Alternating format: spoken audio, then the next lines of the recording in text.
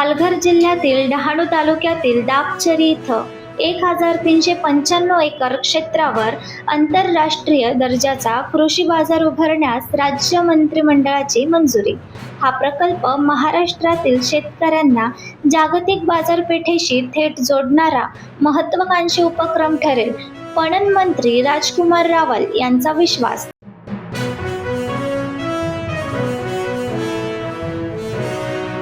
नवी दिल्ली जंतर मंतरवर सुरू असलेल्या आंदोलनाच्या आडून राजकीय पोळी भाजण्याचा उभाटा शिवसेना पक्षाचा डाव आहे, उपमुख्यमंत्री एकनाथ शिंदे यांचा आरोप.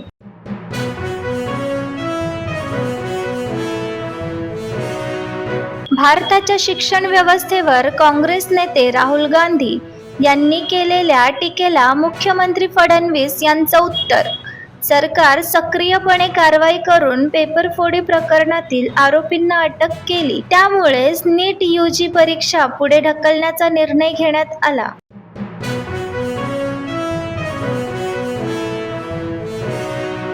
महाराष्ट्र राज्य मार्ग परिवहन महामंडळाच्या 78व्या वर्धापन दिनानिमित्त विद्याविहार येथील विभागीय कार्यालयातून राज्यव्यापी वृक्षारोपण अभियानाचा शुभारंभ परिवहन मंत्री तथा एसटी महामंडळाचे अध्यक्ष प्रताप सरनाईक यांच्या हस्ते करण्यात आला. एसटी महामंडळ हे केवळ प्रवाशांना सेवा देणारे परिवहन माध्यम नसून समाजाशी नाळ जोडलेली एक सामाजिक संस्था आहे. त्यामुळे समाजहिताचे आणि पर्यावरणपूरक उपक्रम राबविणे ही देखील एसटीची सामाजिक बांधिलकी आहे. 78व्या वर्धापन दिनाच्या निमित्ताने झाडे लावा झाडे जगवा हा संदेश प्रत्येक घरापर्यंत पोहोचविण्याचे आवाहन करताना निसर्गाचे संरक्षण म्हणजे मानवजातीचे संरक्षण असल्याचे अधोरेखित करून हरित महाराष्ट्राच्या निर्मितीसाठी सर्वांनी एकजुटीने कार्य करण्याचे आवाहन मंत्री प्रताप सरनाईक यांनी केले.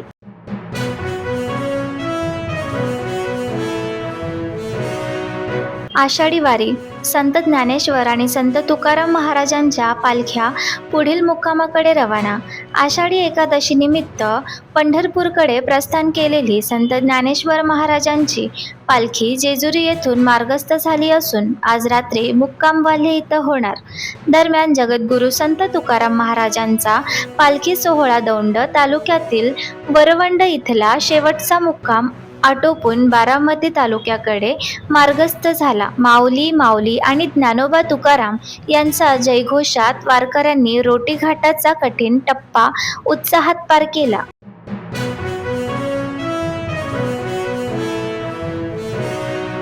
यवतमाळमध्ये एसटी बसची सुविधा नसलेल्या ग्रामीण भागातील विद्यार्थ्यांसाठी मनसेची मोफत बस सेवा.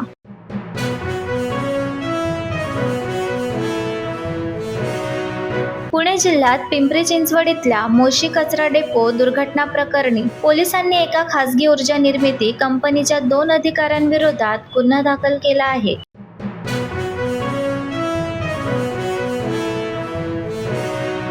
रेल्वेसाठी भूसंपादनाच्या प्रक्रियेकरिता रेलभूमी हे नवीन पोर्टल सुरू करण्याची रेलमंत्री अश्विनी वैष्णव यांची घोषणा. रेल्वे मंत्रालयाने बांधकामसह अन्य क्षेत्रात सुधारणा केल्या आहेत. आता खतांची वाहतूक रेल्वे कंटेनरमधून केली जाऊ शकते.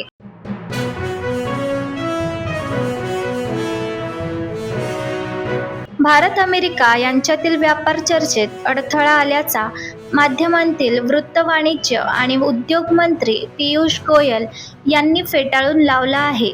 हे वृत्त खोटे, निराधार असून दिशाभूल करणारे असल्याचं त्यांनी म्हटलं आहे. समाज माध्यमांवरून दिलेल्या संदेशात त्यांनी उभय देशांमध्ये संतुलित व्यावसायिकदृष्ट्या अर्थपूर्ण व्यापार करार होण्यासाठी दोन्ही देश काम करत असल्याचे त्यांनी स्पष्ट केलं.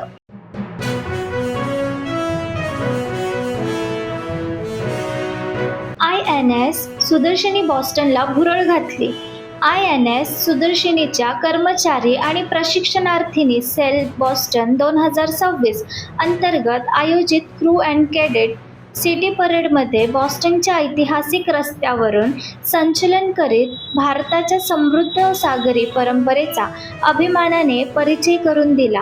या उत्स्फूर्त सहभागातून भारत आणि अमेरिकेतील दृढ सागरी भागीदारी तसेच समुद्राच्या माध्यमातून जपले गेलेले ऐतिहासिक आणि मैत्रीपूर्ण संबंध अधिक बळकट झाल्याचे अधोरेखित झाले.